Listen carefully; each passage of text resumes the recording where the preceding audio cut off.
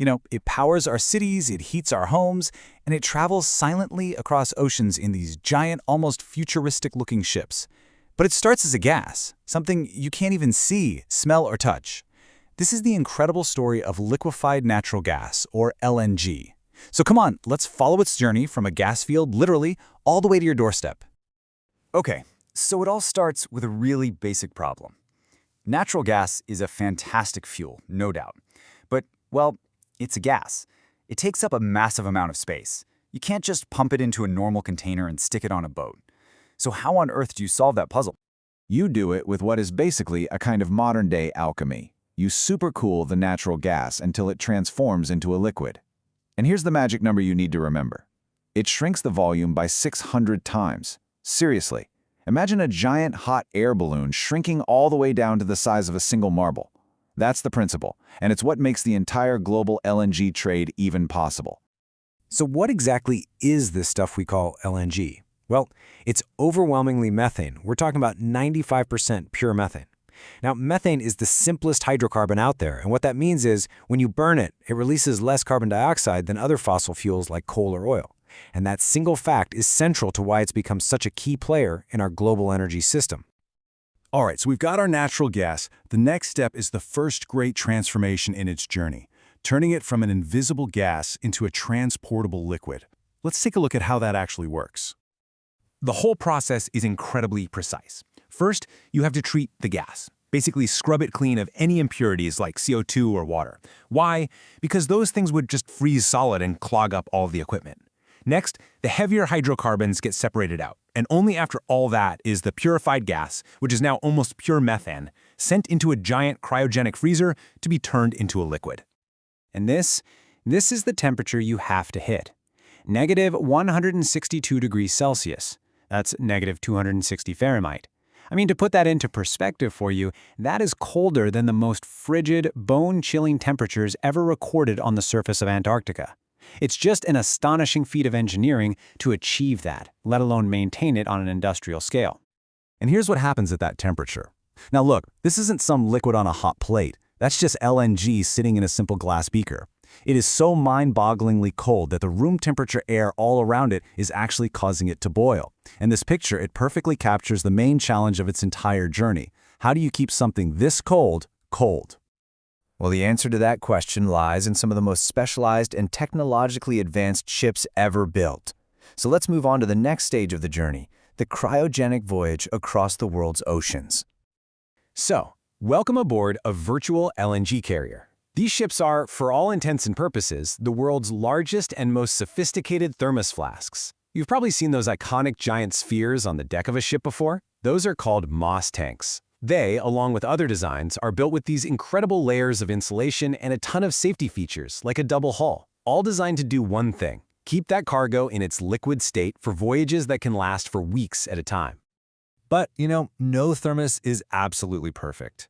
A tiny amount of heat is always going to seep in, and this causes a very small percentage of the LNG, somewhere around 0.1 to 0.25% per day, to warm up just enough to turn back into a gas. In the industry, they have a name for this: boil-off gas, or BOG for short.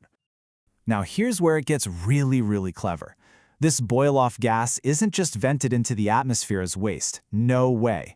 In this beautiful example of engineering efficiency, it's actually captured and piped directly to the ship's engines, where it's used as the main fuel to power the vessel on its journey.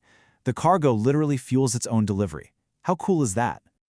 Okay, so after weeks at sea, our little molecule of LNG finally arrives at its destination. But it's still a super chilled liquid, right? And you can't exactly pump a liquid that cold into a national pipeline. So it's time for the final transformation. And this is pretty much the journey in reverse. The LNG gets unloaded into these giant onshore storage tanks. Then it's pumped to a high pressure.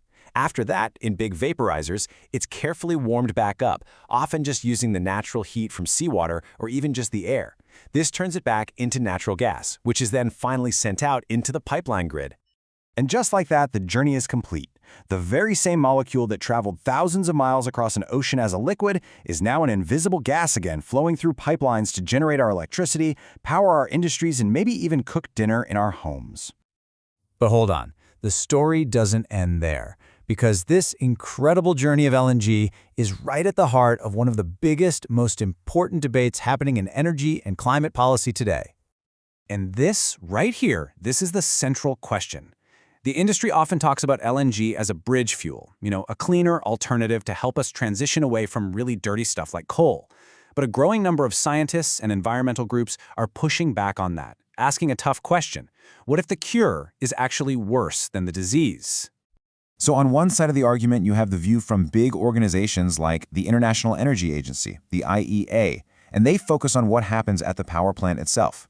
When you burn natural gas to make electricity, it produces way fewer carbon dioxide emissions than burning coal does. On that specific point, almost nobody disagrees. But then, you get this stunning counterargument from a really highly cited study by Robert Howard at Cornell University.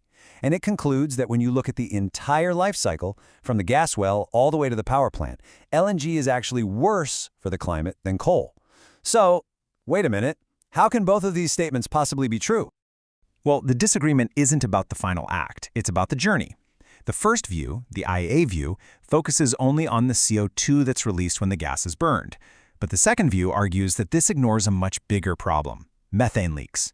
Remember, methane is what natural gas is made of, and when it escapes unburned into the atmosphere, it's an incredibly potent greenhouse gas. We're talking over 80 times more powerful than CO2 in the short term. And so, this entire massive global debate, it all comes down to this one number: the real climate impact of LNG. Whether it's a helpful bridge fuel or a dangerous climate trap, it depends almost entirely on how much methane leaks out during its extraction, its processing, liquefaction, and transport. That leak rate, that's the key to the whole puzzle. Now, it is really important to add this final piece of context. The IEA and others are quick to point out that these methane leaks aren't some unavoidable destiny. They argue that with technology we already have today, and with the right investment to just plug the leaks and reduce flaring, we could eliminate the majority of these emissions. And if we did that, it would fundamentally change the math and really strengthen the case for LNG as a cleaner alternative. Which, of course, leaves us right here. The journey of LNG is a true marvel of modern technology. It's redrawn the world's energy map, and it provides critical energy security and flexibility to so many countries.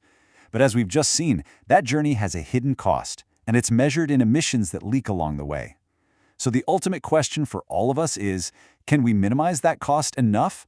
Or is the journey itself one we can no longer afford to take?